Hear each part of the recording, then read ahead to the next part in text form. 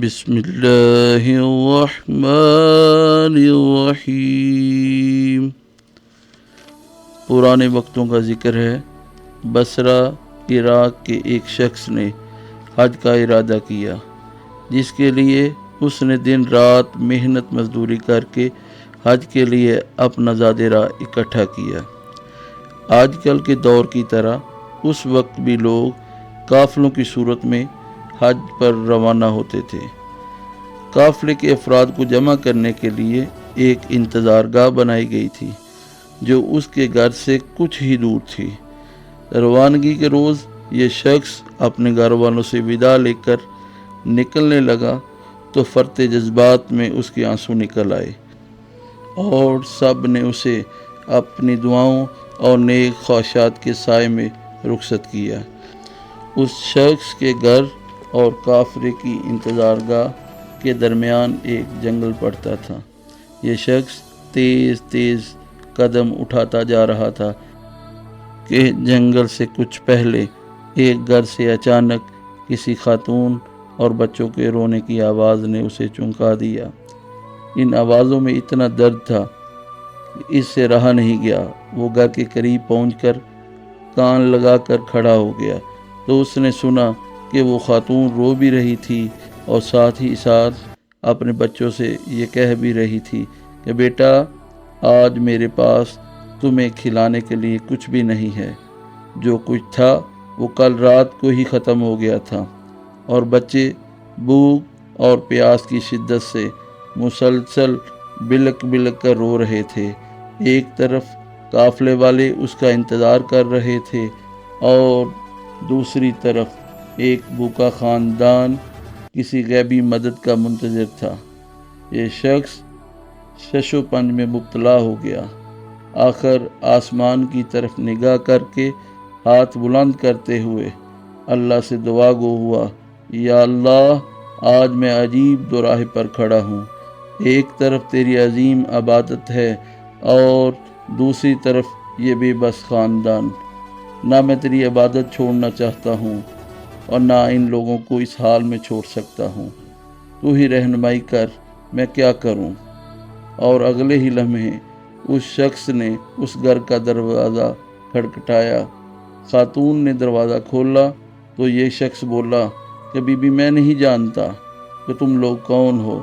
میں بس ادھر سے گزر رہا تھا کہ تمہاری رونے کی آواز نے مجھے رکنے پر مجبور کر دیا۔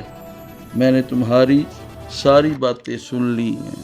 یہ لو، میرے پاس کچھ پیسے ہیں اور کھانے کی چیزیں ہیں، ان سے اپنے اور اپنے بچوں کے لیے کچھ کھانے کا بندوبست کر لو۔ وہ خاتون اپنے جذبات پر قابو نہ رکھ سکی اور روتے ہوئے بولی، اے جنبی، پچھلے دنوں میرے شوہر کا انتقال ہو گیا تھا، تبھی سے ہم پر مصیبتوں کے پہاڑ ٹوٹ پڑے ہیں۔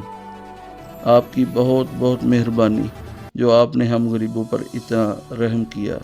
اللہ آپ کی دلی مراد پوری کرے۔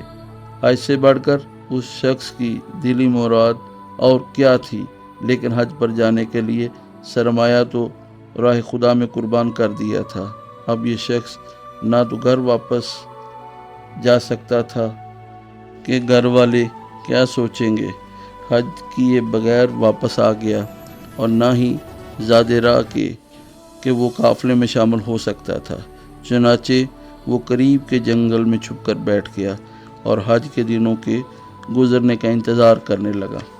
کچھ دنوں کے بعد جب حج کے دن گزر گئے اور اس کے قافلے کے لوگ جنگل کے راستے اپنے اپنے گھروں کو جانے لگے، یہ بھی چپکے سے ان میں شامل ہو گیا۔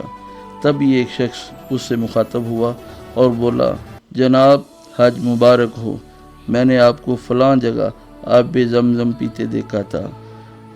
پھر کچھ دیر کے بعد ایک اور شخص بولا، میں نے آپ کو صحیح کرتے دیکھا تھا۔ اور ایک شخص اور بولا، میں نے آپ کو طواف کرتے دیکھا تھا۔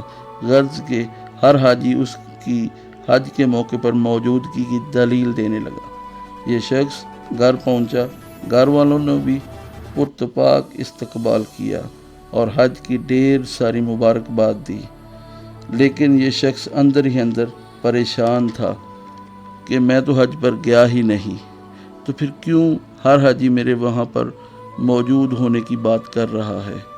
ظاہر سی بات ہے حج سے واپسی پر کوئی حاجی جھوٹ تو نہیں بولے گا، لیکن ماجرا کیا ہے یہ سمجھ سے باہر ہے۔ انہی سوچوں میں گھومتے گھومتے اسے نیند آ گئی اور وہ سو گیا۔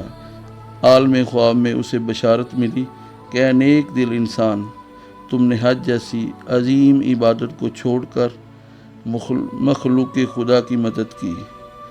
اس کے بدلے میں اللہ تعالیٰ نے بالکل تمہاری شکل کے ایک فرشتے کو خلق کیا اور اسے تمہاری نیابت میں حج پر بھیجا، اور یہی نہیں بلکہ اسے فرشتے کا حج کا سارا ثواب تجھے ہی ملے گا، اور اسی لیے ہر حاجی تمہاری وہاں پر موجودگی کی دلیل دے رہا ہے۔ اس چینل کو لائک، شیئر اور سبسکرائب لازمی کریں۔